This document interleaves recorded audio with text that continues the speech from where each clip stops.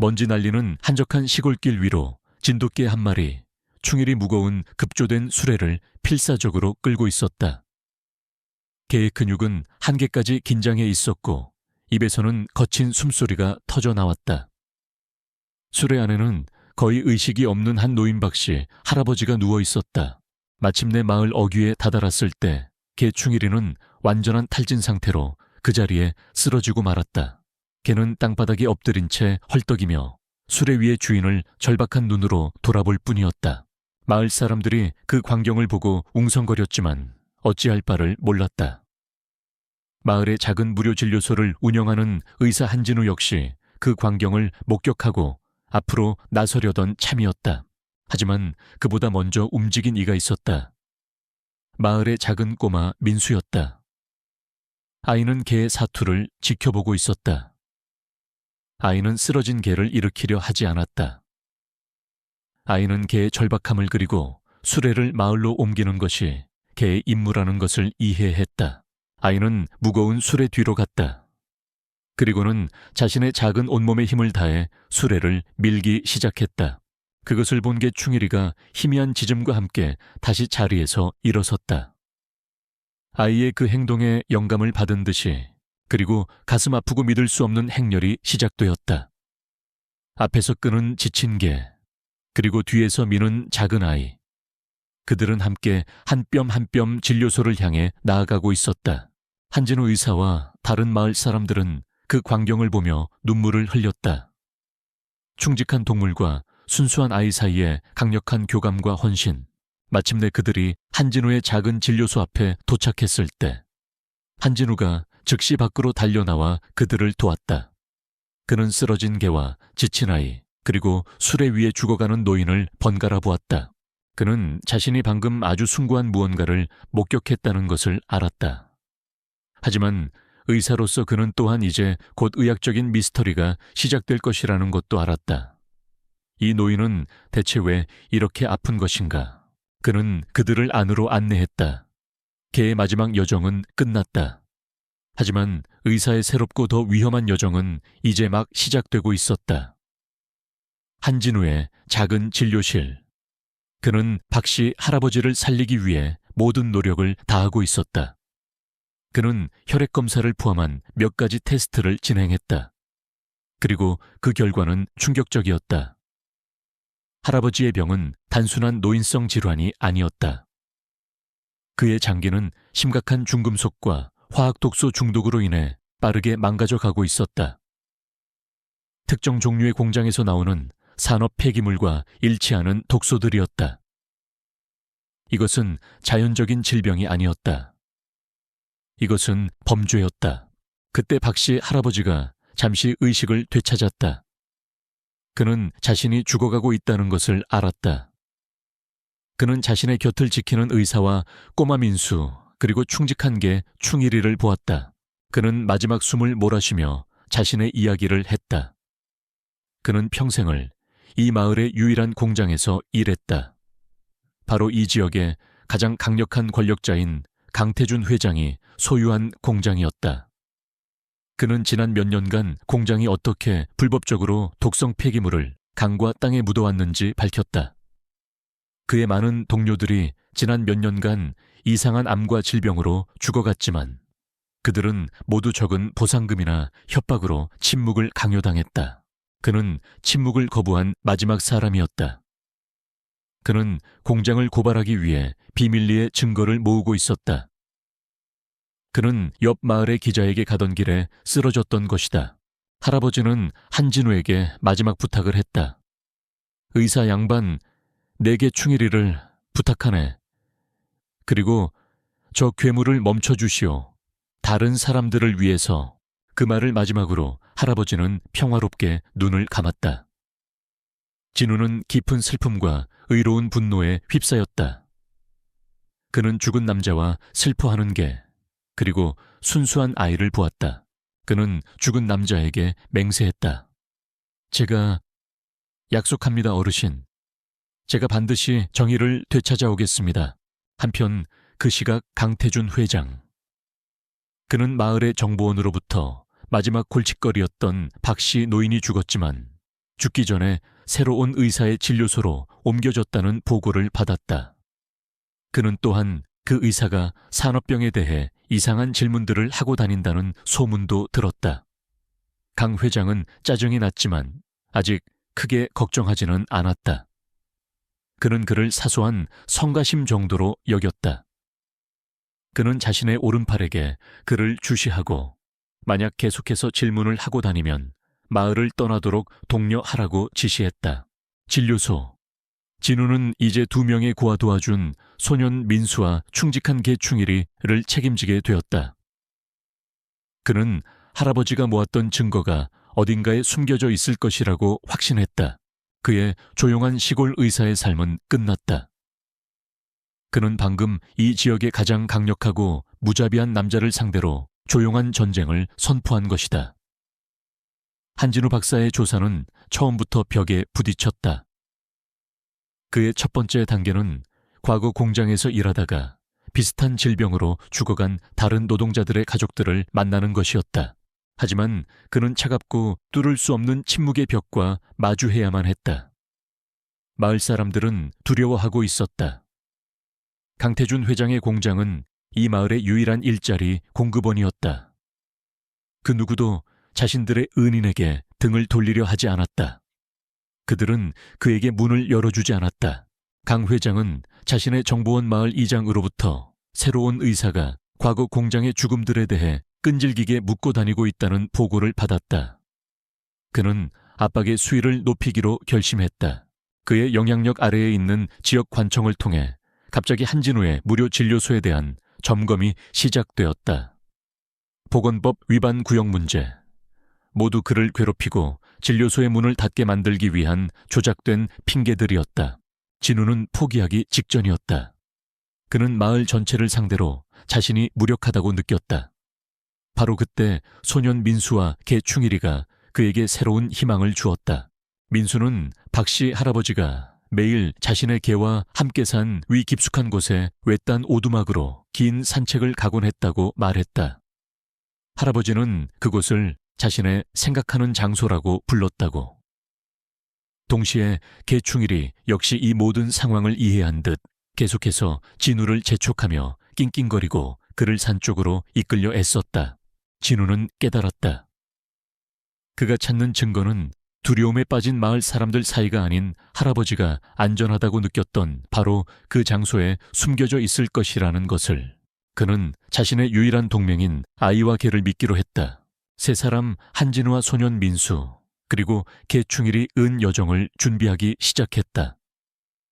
그들은 적대적인 마을을 뒤로하고 개를 따라 산으로 올라가고 있었다. 그들의 조사는 이제 새로운 길을 찾았다. 할아버지의 비밀 오두막으로 향하는 충성심의 길. 마을의 침묵의 벽은 그들을 황야에서 진실을 찾도록 만들었다. 세 사람은 개충일이가 이끄는 대로 산을 오르기 시작했다. 개의 발걸음에는 확신이 있었다. 그것은 주인이 수백 번 걸었던 바로 그 길이었다. 마침내 그들은 산 중턱에 외지고 낡았지만 잘 숨겨진 한 오두막에 도착했다. 그곳은 박씨 할아버지의 비밀 안식처였다. 오두막 안은 단순하고 텅 비어 있었다. 한진우와 민수는 그곳에서 아무것도 발견하지 못했다. 그들이 다시 절망하려던 순간 개충일이가 무엇을 해야 하는지 알고 있었다. 그는 오두막의 한쪽 구석으로 가서는 마룻바닥을 긁기 시작했다. 진우는 개를 믿고 그 마룻바닥을 뜯어냈다. 그 아래 숨겨진 작은 공간에서 그들은 단단하고 잠겨있는 금속 상자 하나를 발견했다. 그들은 그것을 열 수 없었다. 그때 꼬마 민수가 무언가를 기억해냈다. 그는 할아버지가 늘 셔츠 안에 열쇠 하나를 목에 걸고 다녔던 것을 기억했다. 할아버지는 그것을 자신의 심장이라 불렀다고. 진우는 깨달았다. 그 열쇠는 그가 진료소로 데려왔던 할아버지의 시신에 있었을 것이다. 그리고 경찰이 그 시신과 유품을 가져갔다.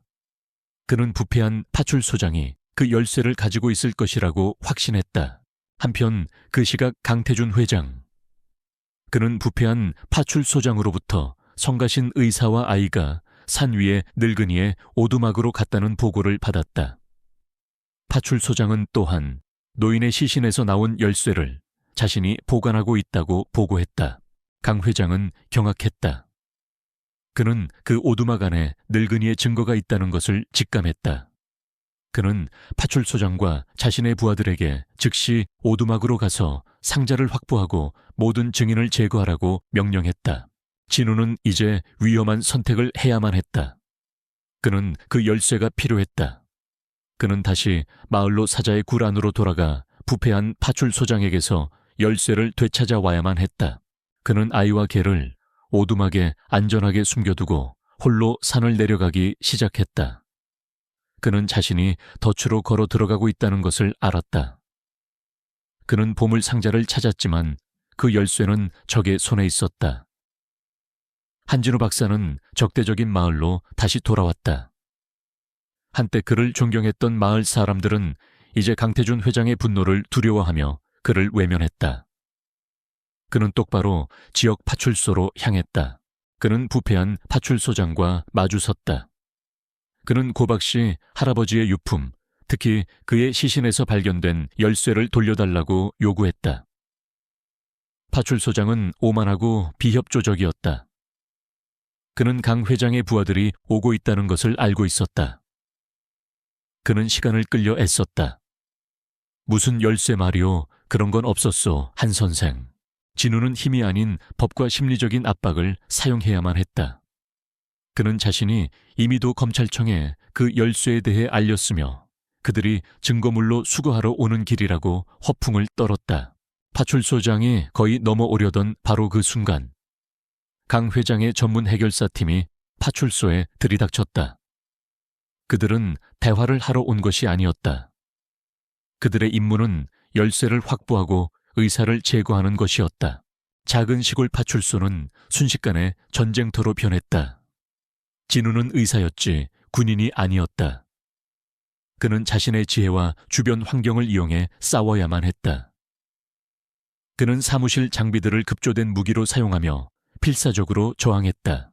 마침내 그는 해결사 한 명을 제압하고 그의 전화기를 빼앗아 자신의 신뢰하는 연락책에게 조난 신호를 보내는 데 성공했다. 부패한 파출소장은 자신의 보스의 부하들이 실패하는 것을 보고 열쇠를 가지고 도망치려 했다. 진우는 마지막 절박한 사투 끝에 그를 가로막고 열쇠를 손에 넣었다. 하지만 그는 이제 파출소 안에 남은 해결사들에게 포위되었다. 바로 그때 사이렌 소리가 들려왔다. 진우의 조난 신호를 받은 도 경찰청의 지원팀이 도착하고 있었다. 자신들이 덫에 걸렸다는 것을 깨달은 해결사들은 마지막 선택을 했다. 그들은 모든 기록과 증거를 파괴하기 위해 파출소에 불을 질렀다. 진우는 타오르는 파출소 안에 열쇠를 손에 쥔 채 갇혔다. 그는 열쇠를 얻었지만 이제 새로운 지옥 속에 갇힌 것이다. 정의를 향한 마지막 열쇠는 그의 손에 있었지만 그는 그것을 사용하기 전에 살아남아야만 했다. 타오르는 파출소 안. 짙은 연기와 강렬한 열기 속에서 한진우는 자신의 가장 깊은 공포와 마주하고 있었다. 과거 화재로 자신의 가족을 잃었던 끔찍한 기억. 그가 도시를 떠나 이곳으로 도망쳐왔던 바로 그 이유. 하지만 그는 이제 도망치지 않았다. 그는 아이와 죽은 노인, 그리고 충직한 개와의 약속을 지켜야만 했다. 그는 불길과 건물의 구조에 대한 자신의 지식을 이용하여 화염 속에서 길을 찾아냈다. 그는 마침내 열쇠를 손에 쥔 채 타오르는 건물에서 탈출하는 데 성공했다. 밖에서 대기하던 도경찰청 지원팀이 그를 구조했다. 그는 곧장 다시 산으로 민수와 충일이가 기다리는 비밀 오두막으로 향했다. 그는 열쇠를 이용하여 잠겨있던 금속 상자를 열었다. 그 안에는 부인할 수 없는 증거들이 들어있었다. 노인의 일지, 불법 폐기물 투기와 희생된 다른 동료들에 대한 상세한 기록, 다른 희생자들의 조작되지 않은 원본 의료 기록, 그리고 가장 결정적인 증거인 데이터 드라이브. 그 안에는 강태준 회장의 모든 범죄를 증명하는 사진과 영상, 그리고 노인이 직접 녹음한 자백 파일이 담겨 있었다. 그들은 이제 모든 것을 손에 넣었다. 진우는 이 증거를 단순히 검찰에 넘기는 것만으로는 부족하다고 생각했다. 그는 강 회장을 공개적으로 그리고 완전히 무너뜨려야만 했다. 그는 자신이 신뢰하는 한 중앙 언론사의 기자에게 연락하여 모든 증거 패키지를 보냈다. 그리고 마지막 결전. 강태준 회장은 지역 사회 발전에 기여한 공로로 환경보호 대상을 수상하고 있었다. 위선의 절정이었다. 그가 무대 위에서 수상 소감을 말하고 있을 때 진우와 손을 잡은 기자가 방송을 장악했다. 무대 뒤에 거대한 스크린에는 강 회장의 자비로운 얼굴 대신 그가 저지른 모든 범죄의 증거들, 독성 폐기물 사진 희생자들의 명단, 그리고 노인의 마지막 영상 편지, 이 상영되기 시작했다. 전 국민이 그 진실을 지켜보고 있었다. 무대 위에서 강태준은 얼어붙었다. 그의 거짓의 제국이 무너져 내리고 있었다. 그때 검찰 특별수사팀이 무대 위로 들이닥쳐 전국으로 생중계되는 방송 앞에서 그를 체포했다. 멀리서 진우와 민수 그리고 충일이는 휴대폰으로 그 광경을 지켜보고 있었다. 정의는 실현되었다. 맹세는 지켜졌다. 몇 달 후 강태준 회장의 모든 범죄는 그가 남긴 증거들 앞에서 만천에 드러났다. 그는 종신형을 선고받았고 그의 공장은 폐쇄되었으며 피해자들을 위한 보상기금이 설립되었다. 죽은 박씨 할아버지 역시 마을을 위해 싸우다 희생된 영웅으로서 명예로운 장례를 치렀다. 한진우 박사는 이제 마을의 존경과 사랑을 한 몸에 받는 인물이 되었다. 그의 진료소는 마을 사람들의 도움으로 재건되었고 그는 더 이상 과거로부터 도망치는 남자가 아닌 지역사회의 굳건한 기둥이 되었다. 꼬마 민수, 진우는 아이의 비공식적인 보호자이자 멘토가 되었다. 아이는 이제 진료소에서 그를 돕는 밝고 행복한 아이가 되었다. 그리고 영웅견 충일이, 그는 이제 진료소의 공식적인 마스코트이자 그들의 사랑받는 가족이 되었다. 이야기의 마지막 장면. 재건된 진료소 안.